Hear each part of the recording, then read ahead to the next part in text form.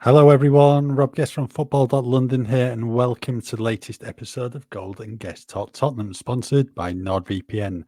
Joining me as ever, it's Alasdair Gold. Ali, how are you after last night? Yeah, I'm okay. Hopefully you are too.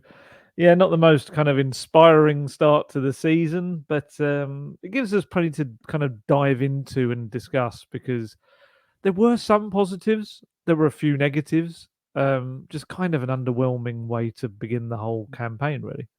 Yeah, I think it was very much new season, same Tottenham, because 1-1 draw at Leicester City, Jamie Vardy getting that equaliser in the 57th minute. But, even long before Pedro Porro scored, Tottenham had a number of chances to put the game out of sight. And as we've seen during Ange Postecoglou's Tottenham reign so far, there's been a number of games where Tottenham have passed up opportunity after opportunity, and he's come back to bite them. And in the end, only managed the point at the King Power Stadium when, for long spells of it, Tottenham were in total control and looked, certainties to get those 3 points.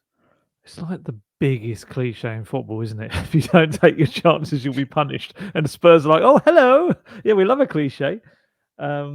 And it's the thing that he kept banging on about last season was that was the area of the pitch where he actually felt the most improvement needed to be made.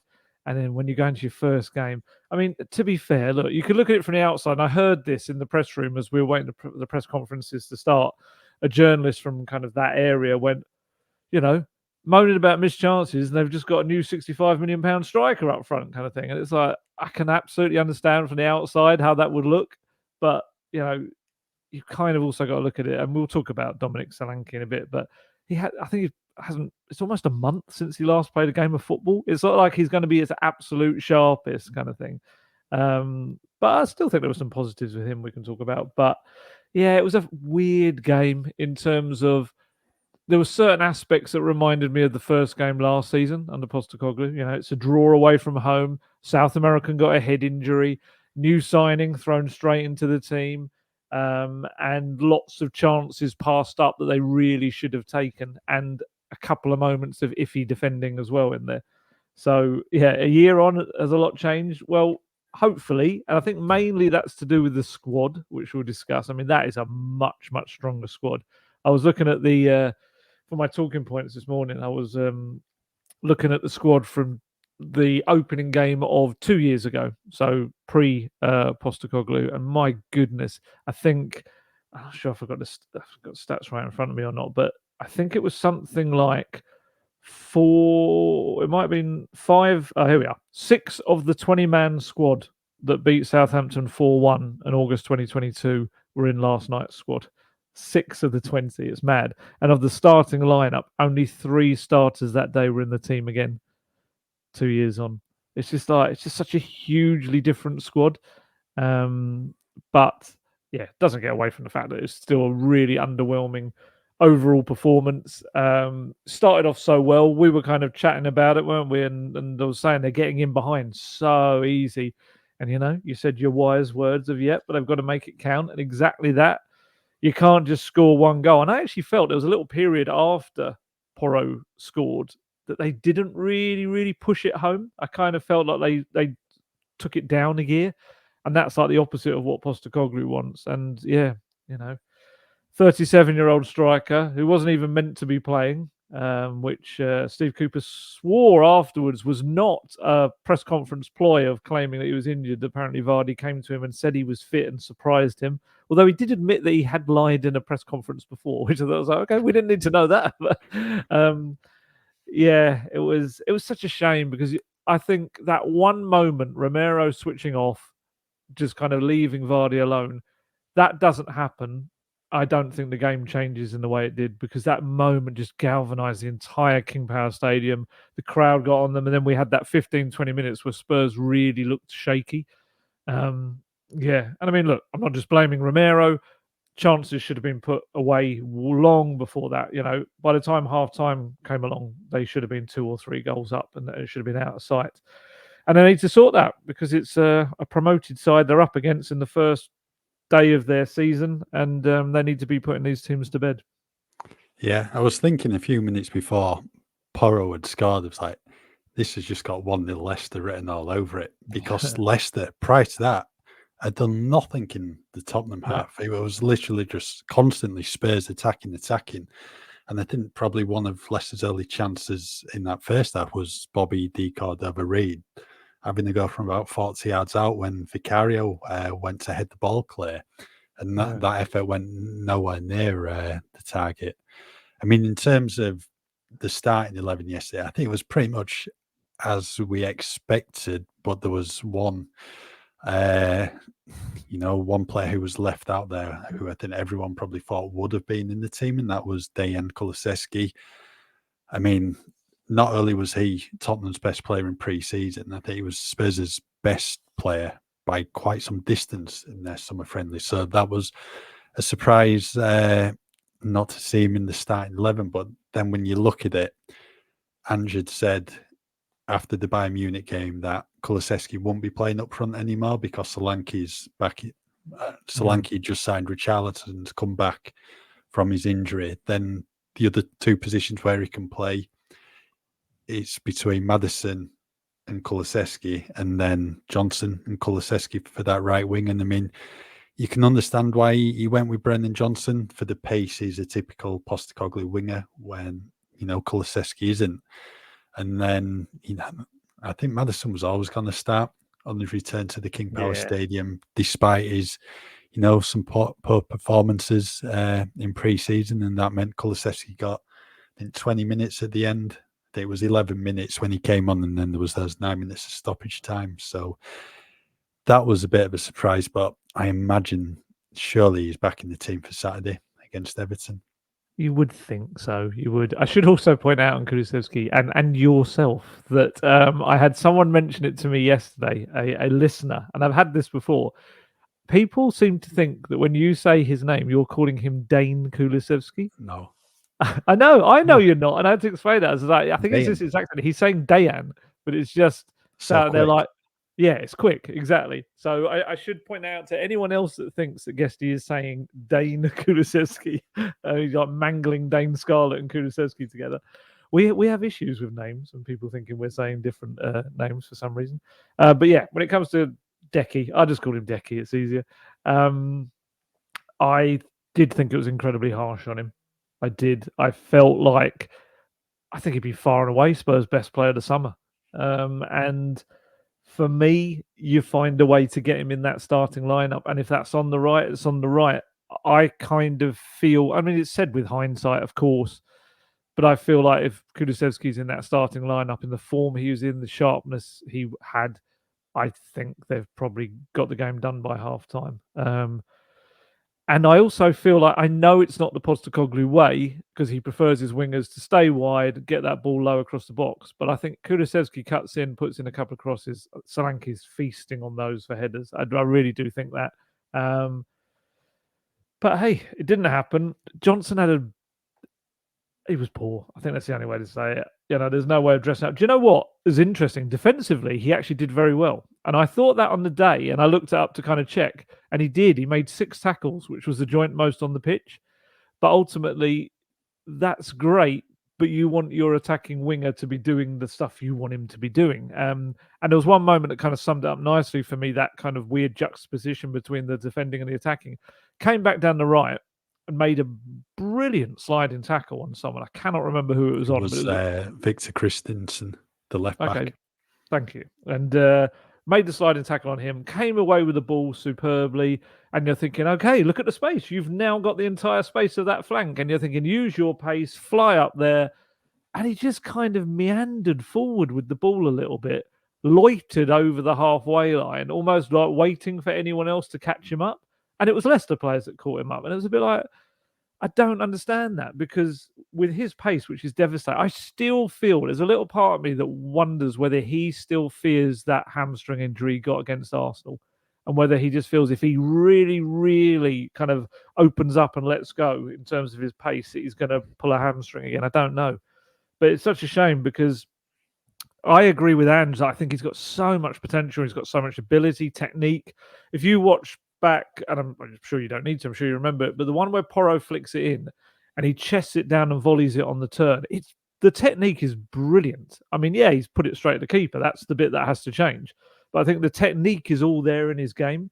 It's just, I think sometimes his decision making, but mainly for me is concentration, and willingness to really kind of go at someone. He had 0 dribbles yesterday. I mean, for instance, I think Sonny had 4, Solanke had 3. And for someone with the pace of Johnson, you can't have 0 dribbles from a game like that, where you're against a promoted side, any side, but especially a promoted side. You should be having that confidence in yourself as well. And there was he had that kind of volley across the 6-yard, like across the face of goal, which I couldn't tell whether it was a cross or a shot. It's probably one of those that falls into that middle category. You just want someone gambling at that point at the back post coming in, but Son was nowhere near it. He wasn't, but was he not close enough, Johnson, to aim, put that more towards the goal? I don't know if it had to be a cross from that close, maybe. But yeah, there were just too many times when he would be past the ball in an advanced position, and that concentration, the first touch would take it.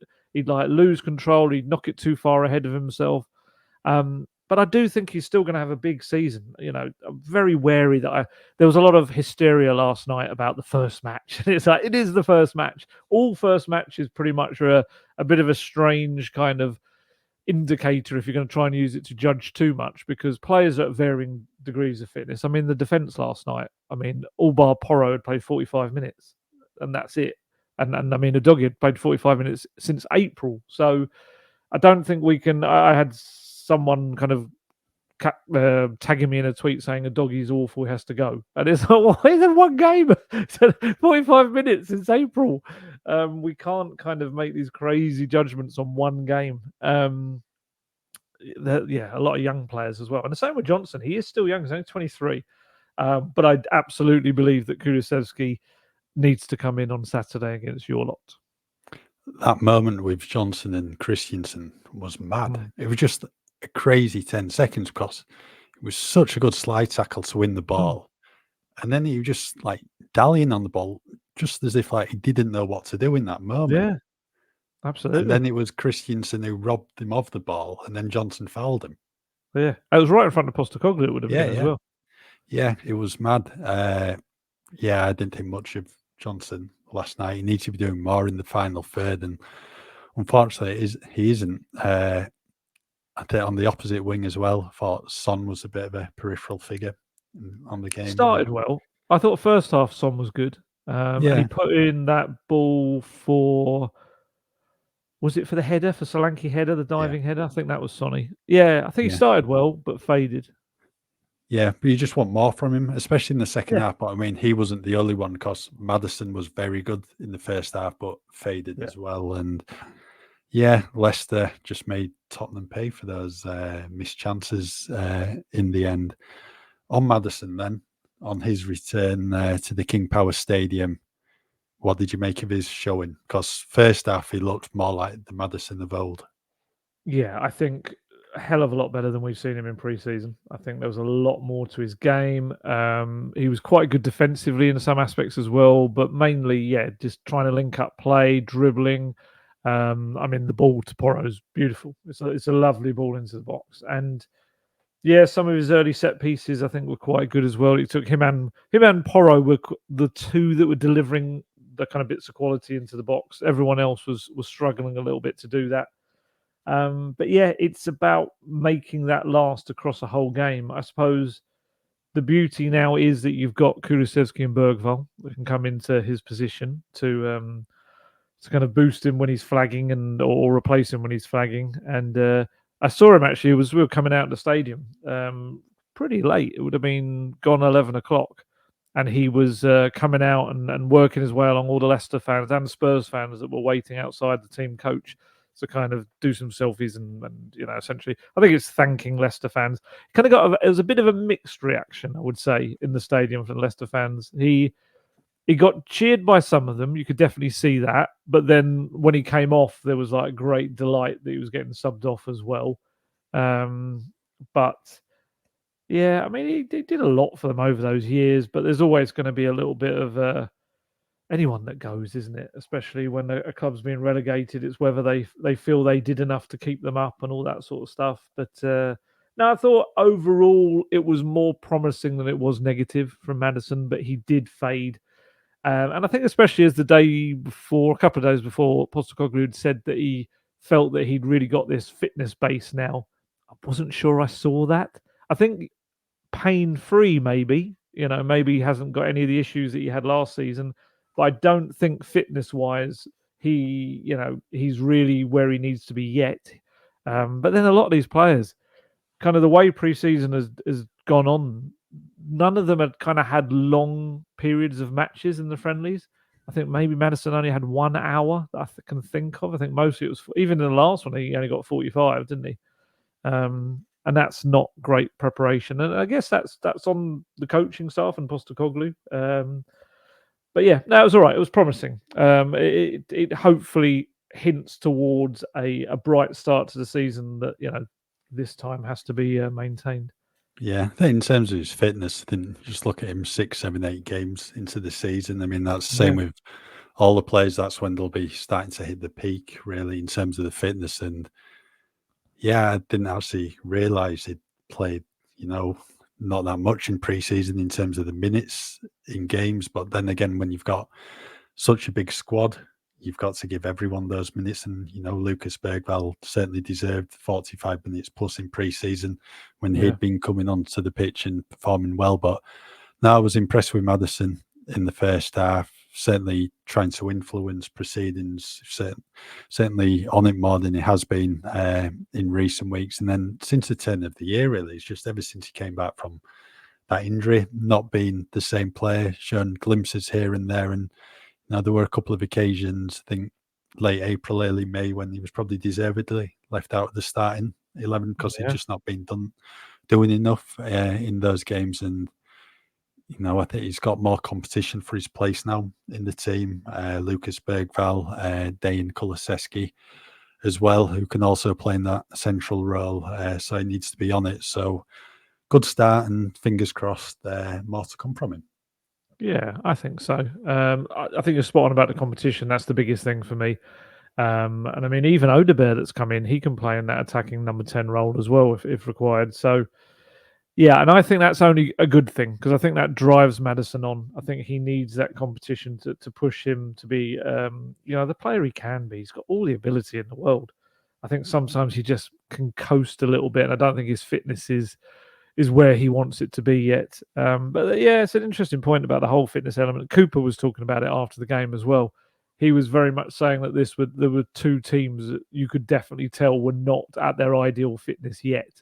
And I think that's a theme, isn't it? And Guardiola was talking about that before their game as well. I think it's one of those where you kind of wonder, how do they not get their teams ready? I suppose there's one aspect to it. But then I suppose the other aspect is you have to bring in your key players who have been away on international duty. You can't just forget them and leave them out until you feel that they're ready and just use other players. But yeah, just the way it works. You've especially with that defence, like I say, 3 of the back 4 that have barely played a minute in pre-season, and then you're suddenly chucking them in, and all of them got 90 minutes. I know Porro came off after 90 minutes, but that will be good for them, I think, at least for next week. Yeah. You go on. No, I was just going to say, in terms of Maddison, big couple of games coming up against Everton and Newcastle, because, I mean, it seems mad to be saying this. Tottenham's first game of the season was on Monday night, but in 2 weeks' time, first international break of the season already. And Lee Carsley's interim head coach at the moment for England following Gareth Southgate's departure. So he's going to be, looking at players and trying to stamp his own mark on the England team. So there's an opportunity there for Maddison to get back in. So he needs a couple of big performances. That's probably the international break I hate the most, I think. It's like the season's just started. Go away. Like, you've had them in the summer. Leave us alone. Why have you got to instantly, after 3 games, disrupt the season straight away? I don't get it. I'm sure years ago there used to be an international break before the season started. Yes, I remember that. Yeah, it was the Van Bommel scored at White Hart Lane? England, Holland? Yeah, good memory. Yeah, August. Yeah, there was definitely an early August one. which that must have gone down like a lead balloon with managers trying to prepare their team for the season. What were you going to say before I interrupted you about Maddison? No, it's fine. You can interrupt me whenever you like. That's absolutely fine. Now I was going to ask you about Solanke. I was going to say, what did you think of his performance? Decent showing, I thought, on his debut. A couple of chances on goal. Maybe thought probably could have done better with the header in the first half. I mean, it was quite low down. To be fair to him, I think you just want to... Was it flagged offside? Some people were telling me it was offside. I can't remember. I didn't see a flag go up, but maybe it just was from replays that I didn't get to see.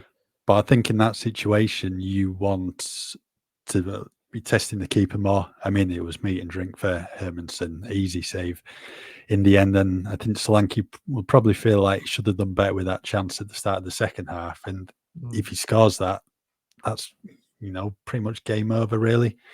2-0 up is going to be a long way back for Leicester, and it's really well worked from Spurs. Fantastic ball from Pat Matasar to release Solanke, and caught it well, but again, just straight down the throat of the keeper. If he had a few more games under his belt, if this happens a few more weeks into the season, then maybe he does finish that like he was doing for Bournemouth last year, and he finds the bottom corner. But I think certainly positives to take from his performance. At least he's getting in those areas to get the chances. Pressing was good. I think it was defending in his own area as well for those set pieces. I thought it was a decent start, but I think a lot probably will have wanted Solanke to get off the mark. Yeah, absolutely. I think you can always tell a striker who isn't quite sharp because all of their shots go centrally. And it's a weird thing because in your head you would think, oh, they blast them all off target, but they don't. It doesn't work like that. If anything, they're just trying so desperately to get the shot on target. Whereas actually when they're sharp, you're more likely to see them hit it off target because they're trying to get them in the corners. And funnily enough, I was watching in the warm-up. He was scoring some belters in that. But it's clearly in a match situation, it's just such a different scenario. You're suddenly under pressure, and I thought movement was the best thing that really impressed me. I thought all of those kind of three main chances he had were excellent. The movement was excellent. Beating his man. He's going to be a real aerial threat for Spurs. And just the way he works around that final third. I think him getting the entire 99 minutes or so under his belt was huge. That's massive for him, I think. I think he'll feel in a 5 days' time or so after a few initial aches. I think that'll be really good for him against Everton. And his pressing is kind of everything we expect it to be. There was a couple of little turnover moments or ones where he forced them to then give the ball to another Spurs player. He had that moment, didn't he, when Bentancur flicked it on and he was so close to forcing the ball in then, and it was a brilliant clearance off the line. I can't remember who it was, but it was terrific. I think it was Ndidi because Christian Romero was in and around there as well. And they were both looking to get on the end of it, and just a matter of inches really from turning in, and that was within minutes of kickoff. It was really early on. It was early on. Yeah, no, indeed it was. It was very, very. It was again. It was movement. It was him getting himself into the right areas. You can see he's kind of like a poacher mixed with a very hard-working kind of movement player as well. I did feel there were times when you could see this was a front three that haven't played together. You could see that there was moments when Son or Johnson would get into quite reasonable positions and Solanke wasn't in the best place to receive the ball. That can sometimes happen when you just don't know how to. You kind of can't read where your wingers are going to be and where they're going to play the ball to. Kane would often kind of pull like deep, wouldn't he? He'd kind of come back, so they had someone to pull the ball back to rather than throwing himself in. Whereas Solanke was maybe more too advanced, right in front of the keeper. But no, I thought it's awkward to say because look, £65 million striker, you're going to judge him on his goals right from the first match. Of course you are. But I would say there was enough positives there to see how he's going to operate very well within this system. And I think that first goal probably won't be very kind of long in the making. I think that will come along pretty soon. Obviously, everyone other than you will be hoping it comes on Saturday. But no, and as well, another great point you made was the defensive side in the own box, in the set pieces. And that was one of the ironies. We kind of had little screens where before the game they showed a little bit. We couldn't hear what they were saying, but you could just see the Monday Night Football. Presumably they were discussing set pieces and Spurs defending from them. I actually thought, ironically, Spurs defended really well from set pieces last night. They didn't really have any issues from them at all. I mean, that could also be because Leicester weren't very good from their attacking set pieces, perhaps. But I actually felt that of all the things we could kind of chuck at the defence, that certainly wasn't one of them. And I think Solanke played his part in that as well. Yeah. Halfway stage of the pod now. So, Ali, do you want to let everyone know about the benefits of using NordVPN? Of course, everyone knows my thoughts on NordVPN. I wasn't quite far enough afield in Leicester to need it yesterday, but it is something that I have used many, many times on my travels, both through work and through recreation, to access everything I normally would want to in life, whether that be trying to get replays of Spurs moments when I'm covering a game on the road, abroad, or across the other side of the world, where I have to kind of log into something like Spurs Play or some other channel that's showing it in the UK. But you can't because you're abroad. Nord allows me to do that. Or likewise, if I just want to watch my TV shows or movies on my various streaming services, I can do so using Nord because it makes my device think it's back in the UK, even if I'm in a completely different continent. And it's also excellent for security purposes in terms of using public Wi-Fi, of which there can be certainly some iffy ones out there that allow people to access things on your device. And also things like if I wanted to book various, I don't know, flights or hotel bookings from abroad rather than doing it as if you're from the UK. And sometimes you can save your money on that. And above all of that, NordVPN is the fastest VPN in the world. It means no buffering, no lagging, and you can stream your favorite shows from anywhere in the world without your bandwidth throttling. It is something I've used many, many times. We've had many, many people tell us how helpful it's been to them. I think we kind of get those words NordVPN stuck in their head because of these bits where we talk about it at the start, the middle, and the end of our show. And not only that, but you can get a great deal by getting it through our show, because to get the best discount off your NordVPN plan, you can go to nordvpn.com/gold guest, and our link, our exclusive link, will give you 4 extra months on their 2-year plan. And there's no risk with Nord's 30-day money-back guarantee. The link, in case you missed it there, is in the podcast episode description box. Let's talk about Leicester's equaliser now, because, I mean, with Spurs 1-0 up, missing some good chances, notably through Solanke and Bentancur at the start of the second half. There was always going to be a chance for Leicester to get back in the game, and they just needed to create that one opening, and that's exactly what they did just prior to the hour mark. It was Victor Christensen who put in a really good ball from the left across the face of goal. Abdul Fatawu picked it back up, and then just nice ball into the area. And then Jamie Vardy on his own to head home at the back post. Not a good one to concede from a Tottenham perspective at all. I think watching it back, initially Romero's drawn towards Pedro Porro because there's a 3-on-2 when Christensen has the ball and he puts it across.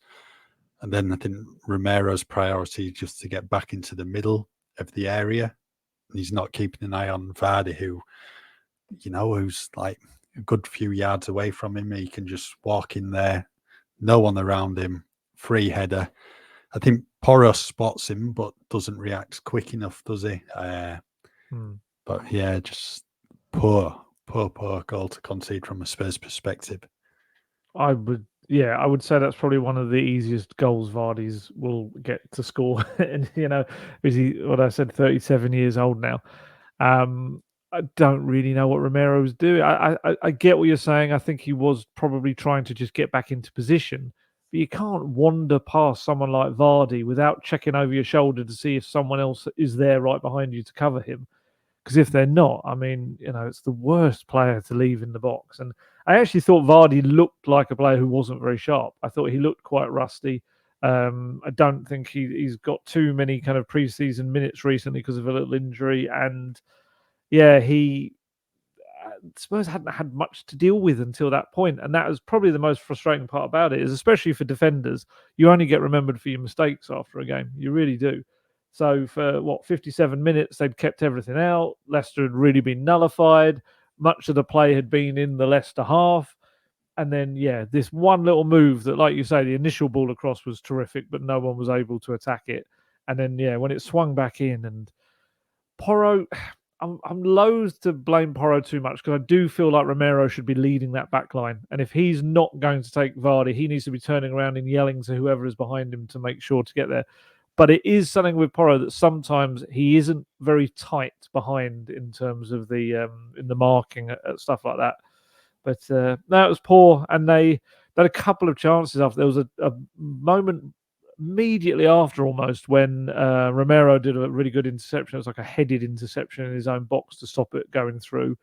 Then a little bit later on, of course, we had the Vardy had the 1v1 with Vicario. That was a huge save. That it was actually a great save. It wasn't even like it hit his leg. I think he got a hand to it as well, didn't he? I think that was slightly underrated in how good that save was. And then they had that late. It was a header, wasn't it? It was from the Bergvall moment. Yeah, and Didi's header from Mava Didi's cross.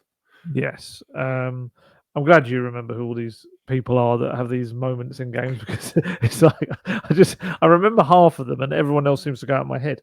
But yeah, so that was kind of it. It wasn't like Leicester had tons of chances or anything, but the problem is, if you're going to switch off just once, you're going to make it look like a different game than it was. I mean, I've got the stats of the game. 71% of the possession, Spurs. 601 passes to Leicester's 211. Spurs had 15 shots. Leicester had 7. Spurs put 7 on target. Hermansen had to make 5 saves. Vicario had to make those 3 saves that we spoke of. Leicester had to make 38 clearances and 5 blocks to stop Spurs getting in. Spurs had 16 clearances and 1 block. But it's the old cliche. If you don't take those chances, you're going to get punished. And they did in that moment. And it's one where, they're going to be really sitting down and analysing that and trying to stop that happening again, especially as I think probably Saturday is going to be more about set pieces again after the game last season. But just frustrating when you could have gone through that game, I think, quite easily on any other day and had a clean sheet from it, because they weren't posing much of a threat. But just to allow them in and allow the atmosphere to change completely, it was just very poor. Could have quite easily lost that as well with that second Vardy chance, because, I mean, you'd have put your house on him, scoring that opportunity. As we've seen him do that time and time again in previous years, and it was really well worked by Leicester, cut Spurs open. And I mean, after the equaliser, the crowd were right on it. I think they sensed the real opportunity they could get a second goal, and unfortunately it didn't quite happen for Leicester. But again, it's just, the familiar issues of last season with Tottenham in terms of missing a boatload of chances where you can wrap a game up pretty early on, and then those defensive issues creeping in because they did prove costly a number of times last season. And as you said, prior to the goal, Leicester didn't really threaten them, and it was a comfortable evening really up until that point for the back four and Vicario in goal. But just one opportunity can lift the team, and that's exactly what happened against Leicester. Yeah, you could tell that they weren't really kind of sharp though. Like even like Van de Ven, I thought Van de Ven was very quiet compared to how he normally is. He had one little moment where he went on a nice little run with the ball, but otherwise it definitely wasn't the kind of rampaging, full throttle Van de Ven we see normally. Doggy, likewise, like I said, 45 minutes since April.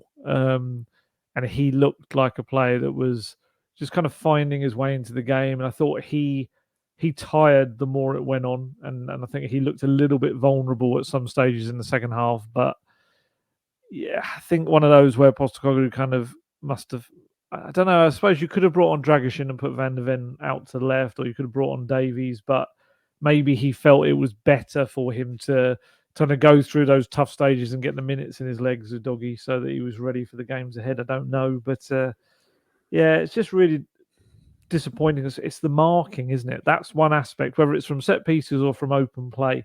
The ability to pick up their men in the box, it's just something that Spurs defence is so inconsistent with. What did you make of that incident with Vicario and Bergvall at the end from the Ndidi chance? Because Vicario was absolutely seething with Bergvall for giving the ball away, and rightly made his point known, wanted to save that header. Because, I mean, looking back on it, Bergvall, I mean, he's not in a good position. Two Leicester players are surrounding him, making life very difficult for him, and they win the ball. But I need to see a few seconds before that whether Bergvall, put himself in a bad position, maybe by not giving the ball to someone slightly earlier. I don't know, but there was nothing really he could do to pass to his teammate in that position because there's no one around him. Yeah, there's two ways to look at it. Really, is one aspect of he maybe could have got rid of it slightly earlier, but the movement around him wasn't great. Yeah. Absolutely, and like you say, he was closed down quite quickly by two players. But then, I guess you don't. I guess the lesson to be learned is you don't then head with the ball back towards your own goal in that situation. I don't know, maybe even try and turn or something. I wasn't too fussed about Vicario having his feelings, like putting them across to him. I mean, you and I probably in our email boxes, you might have had it as well. We're not naming them, but there's a pundit or two going mad about it. We get these emails from people that do these interviews who, less are said about them, the better, really. But yeah, having a massive problem with Vicario having his say and how disgraceful it was to a player who'd played so well.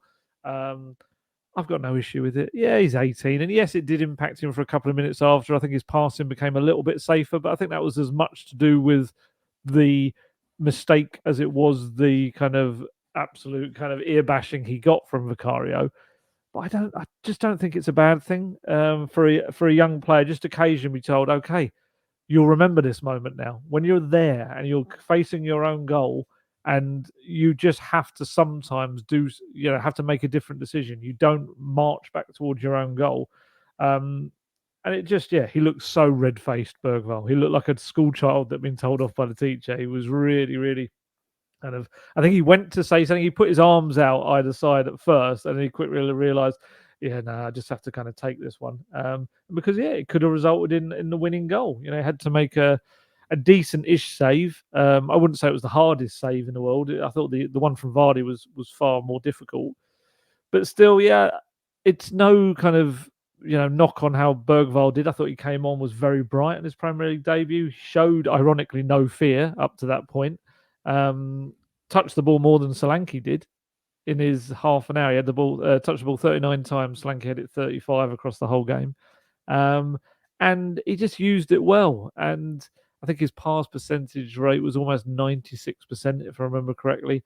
Like I say, it did become a little bit safer after that early kind of added time moment. I think we had about 9-10 minutes of added time. That came in about the 91st minute, something like that. I'm trying to think if Porro had gone off at that point. He might have done. I can't remember. But I think that incident, if that was Porro or someone else, nothing gets said about it. But because it's the new lad who was 18 years old, then, it maybe does come into the spotlight.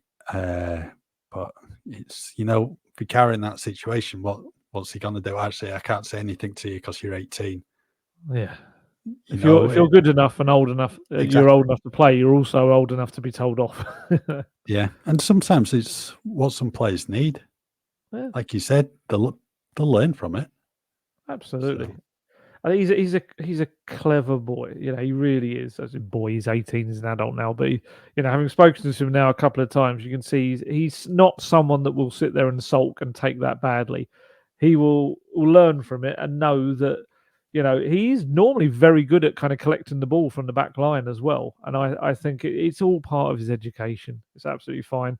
And he slung in that great cross, the free kick towards the end for in the final seconds for your friend Richie. What did you make of that chance? Should have done better or not? I think probably you'd expect him to get it on target. I need to have a look at it again. I think it's just the body shape's probably all wrong. But is what it is. I wouldn't go blaming him for losing the game or anything because there was a hatful of chances before that. But maybe a sharper Richarlison, maybe he scores that because he's so good with his head, scoring goals. I can remember that one against Forest last season from Kulusevski's cross, that was a brilliant header. But yeah, I think he probably will feel he should have done better for that opportunity as well. Yeah, that's what I was about to say, the sharpness. I think that's those little moments you can tell he had to do really what Porro did. It just had to be a flicked header. That was all it needed, and he actually caught it kind of flush on. It was too much. Lovely ball though. Really, Bergvall's quality from set pieces are excellent. They've now got Porro, Maddison, and Bergvall that can all put in a really good set piece. But yeah, it ended up becoming a defining kind of image because of the way Postecoglou reacted, his hands on his knees and looking at the ground. But I agree. I think it should have been sewn up the game a long, long time before that. 15 shots at goal. It's not about the final one that goes off target. But I think he and Solanke will have a good little kind of battle this season. They're both like £60 million attackers value kind of thing. And I think they'll both bring different things. And we got to see them playing alongside each other for the last, 10 minutes or so, if that. And yeah, I think aerially, Spurs will be far more of a threat now with the two of them as options up front. And also defensively when they can get them on the pitch as well.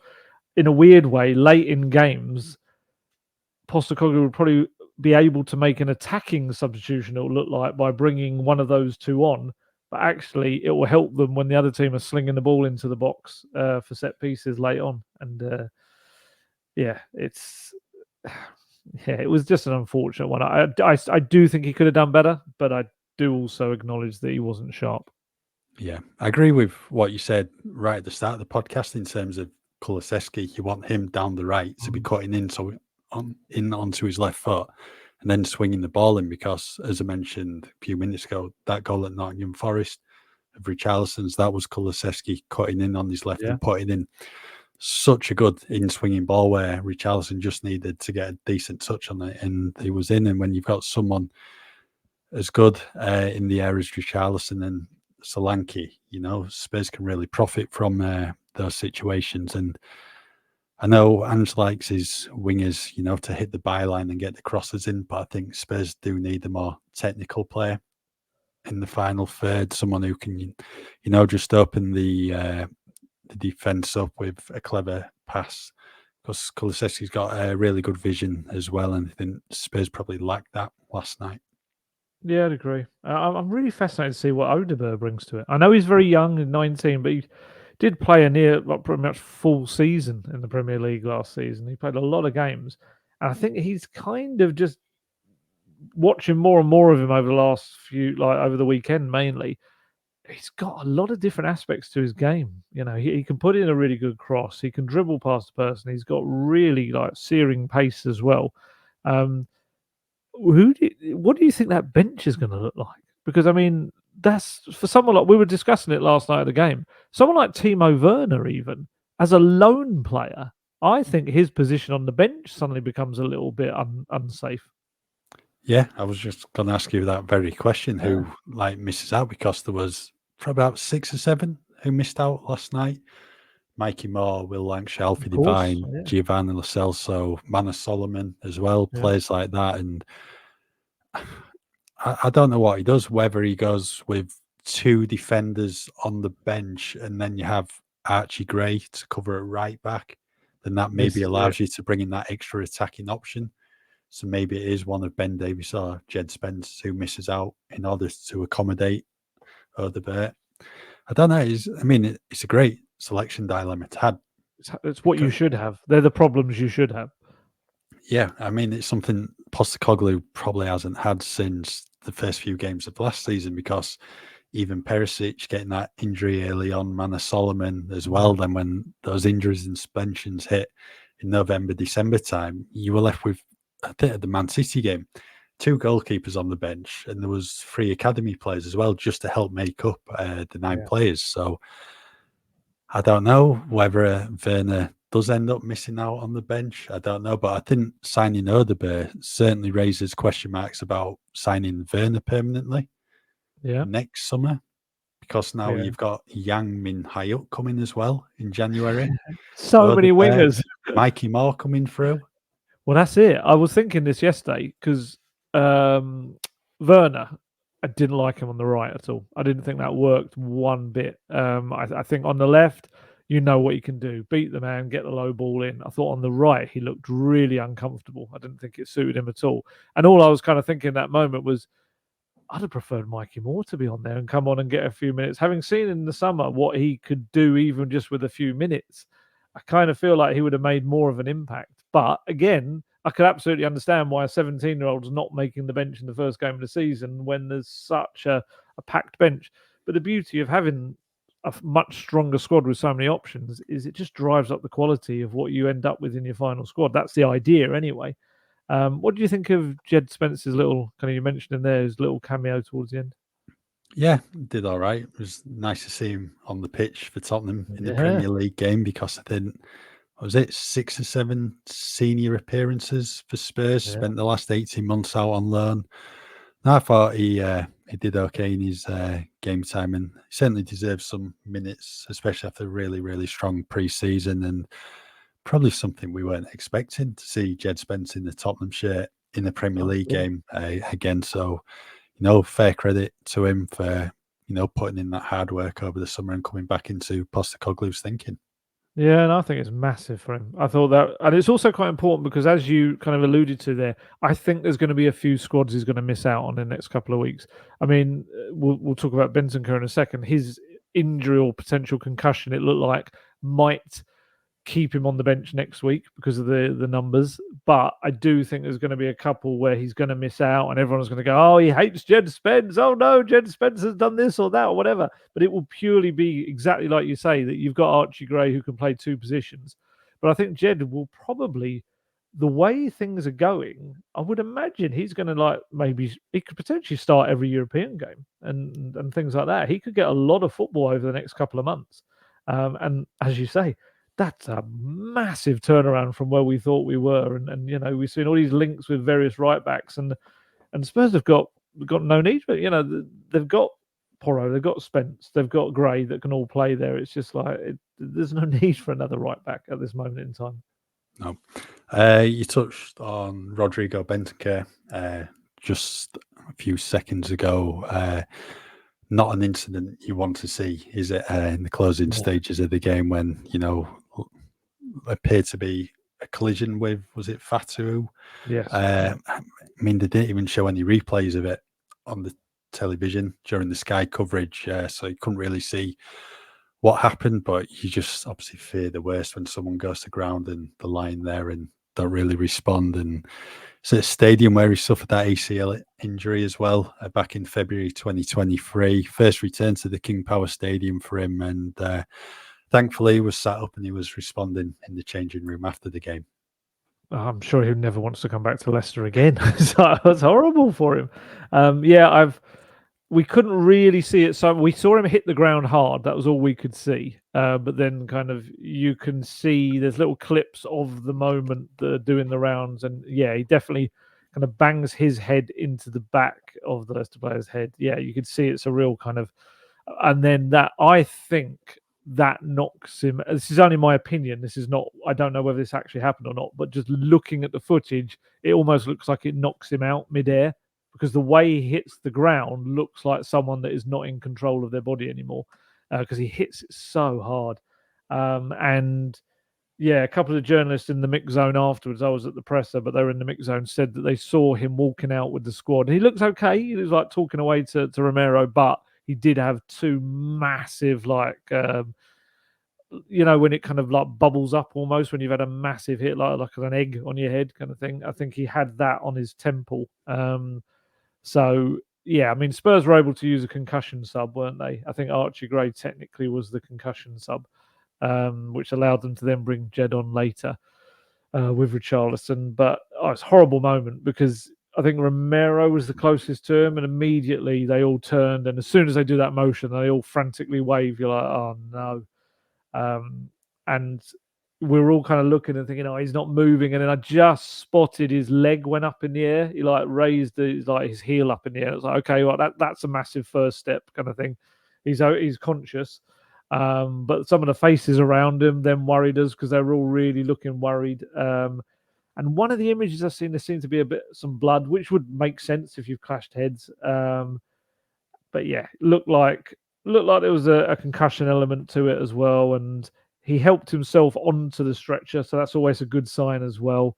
And yeah, I asked Postecoglou after the game about him, and he said, yeah, the main thing is that he's communicating, he's alert, he's awake, and all of that. But obviously, with a head injury, you've just got to be so careful. Presumably now the concussion protocol kicks in. I'm guessing because they made the concussion sub as well, and no doubt he'll get all the tests and everything anyway. Question for you: do you bring Basuma back in, or do you play Gray? I think Archie Gray starts. Yeah, I think Basuma's going to have to wait his turn for going the starting 11 again. And then, as Ange said in his press conference, it's probably about, regaining the trust between, the player and the manager and the player and the rest of the squad as well. So it might be a case of, just getting minutes here and there for now for Basuma and working his way back in that way. But I mean, if you're looking at pre-season, Gray was better than Basuma. Gray starts.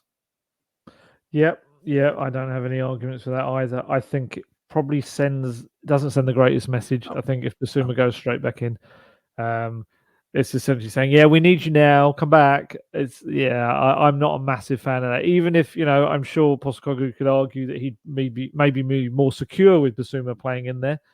But I think, yeah, it's kind of almost just like becomes like a cursory suspension. Oh, there you go. Okay, miss one game, come back in, kind of thing. And I think Gray looked good in his Premier League debut. I thought he looked very composed, used the ball well, put in a couple of really strong tackles as well. And yeah, I mean it's a tough game to go straight in there against Everton, but you're at home. So what midfield three would you go with then? Gray, Maddison, and probably Sarr again. So I made a brilliant challenge in his own box, didn't he? Was it his own box? I remember him chasing back and making a terrific interception. Yes, is that the one that got flagged offside? Yes, it was offside anyway, but the challenge was brilliant. Yeah, no, that was, I think, was that on Buonanotte, maybe?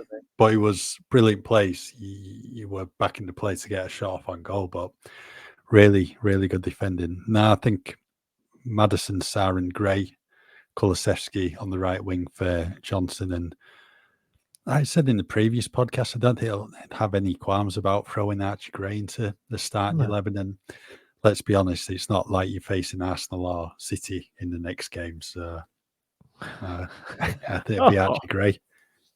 Wow. I think Everton are a very good team. I think you're doing yourself a disservice there.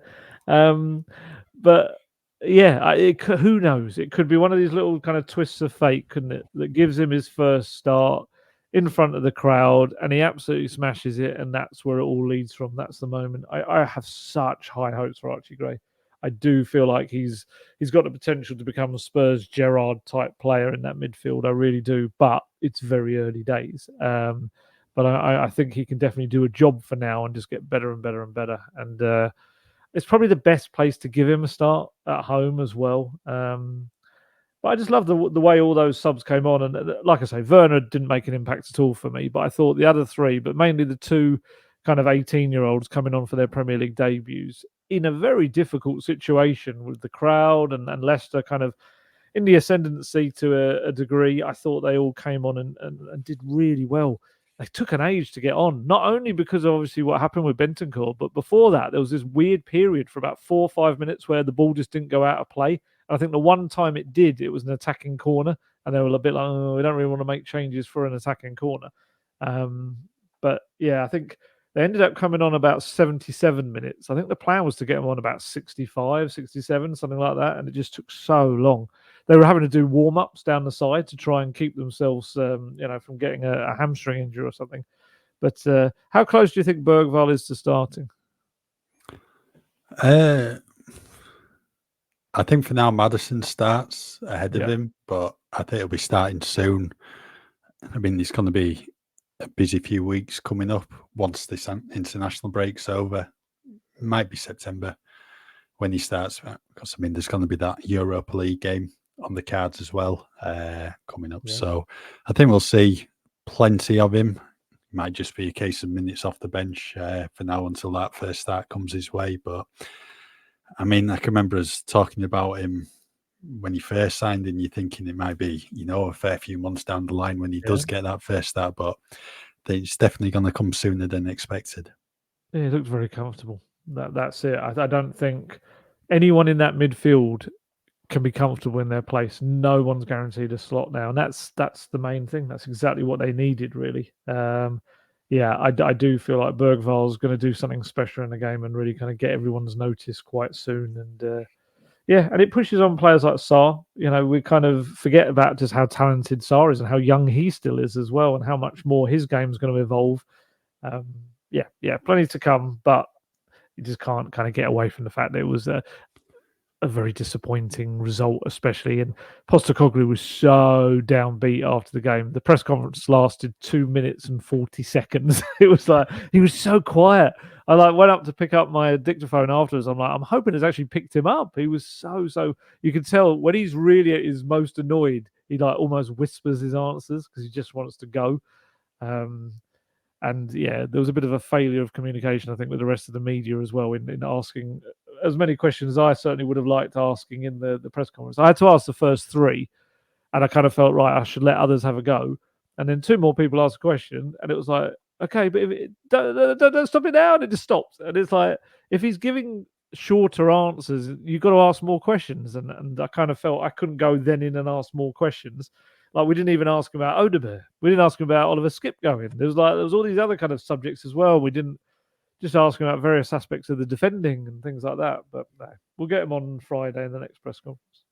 Yeah, we've just gone to bring up Skipp anyway at the end of the podcast because I'm sure it was an emotional day for you yesterday, seeing an academy player go. Someone obviously you've raved about on the podcast previously, and maybe wanted him to play more, and it just quite hasn't worked out under Antonio Conte and Ange Postecoglou. But for someone to come through the academy and play 100 plus games for the club, score a really good goal against London rivals in Chelsea.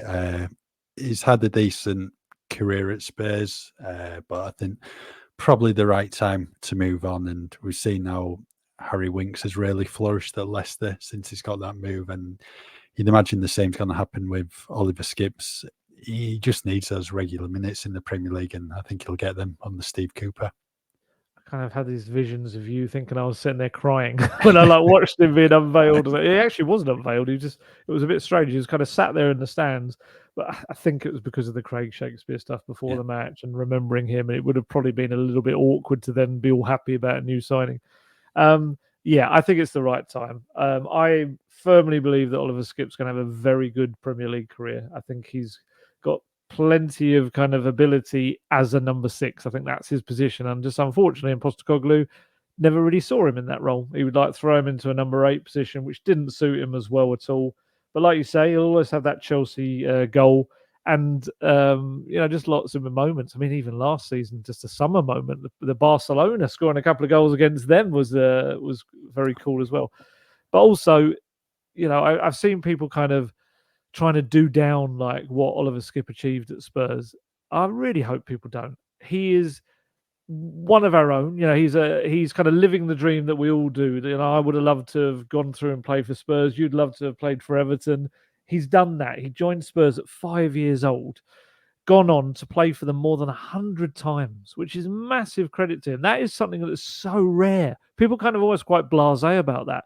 Academy footballers at Premier League teams very, very rarely go on to even play once, let alone more than 100 times for their club. Joined them when he was 5. He's been at Spurs for 18 years. He's only 23 years old. It's mad. He's gone for more than £20 million. Spurs have a sell-on clause as well. So in the future, either they will, I think, get a fair wedge of money for him, or even, who knows how the future turns out, they could buy him back on the cheap if they wanted to in the future. Mourinho did state that he would be a Tottenham captain one day. Maybe that is still to happen. Maybe in the future he will return to solve their club-trained problems in 2028 or something. I don't know. Not even going near all of that. That's honestly, they have no senior outfield club trained players now. It's incredible in the first team. But there you go. That's a subject for. We'll leave that for another 2 weeks' time when Postecoglou's got to make his decision on all of that.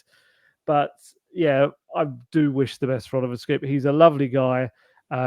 Interviewed him a number of times over the years. I think I did his first ever interview outside the club, and he just loves Spurs. He's a Spurs boy through and through. His family are all Spurs, and Ben Haynes, who's like one of the presenters at Spurs, told a lovely story of how the North London derby, I think it was last season or the one before, Skippy was injured, so wasn't taking part. But he wanted to experience it as a fan. So he got the tube and everything and was among the fans coming to the stadium, did the walk up to the ground and all that. It's just because that's what he is with his family. They are just Spurs fans, and he has kind of lived the dream. And I think he'll be brilliant for Leicester. Cooper will play him in the right position where he will kind of flourish. I wouldn't be stunned if we see Oliver Skipp get an England cap in the coming years. I think he will. I'm not saying he'll be a regular or anything like that, but I think at some point, if he can really flourish at Leicester, I think they'll take a little look at him. Lee Carsley you would imagine will be well aware of him as well from the setup at Spurs. But look, it's early days. I'm very much looking forward and into the future. I'm not entirely sure how it will work with Winks. I've seen, obviously, I think he'll have to play alongside him, but I'd be intrigued to see how that works. If anything, Skipp was the one who kind of phased out Winks at Spurs. And I still go back to that bit of a sliding doors moment for him when he got that pelvic injury under Conte. And he was doing so well under him. And I think from that moment on, he never really properly regained like his place in it all. But but best of luck to him. And we've other kind of young players now that will take his place at Spurs, and we'll see how they do. Yeah, we'll I think call a day on today's podcast while Ali goes dries his eyes now. We'll be back. That's harsh. That is harsh. You're going in on me hard there. Just because you kept Branthwaite this summer and all this sort of stuff, or so far. Yeah, still time. Yeah. Right, that's it for today's latest episode of Gold Guest Talk Tottenham.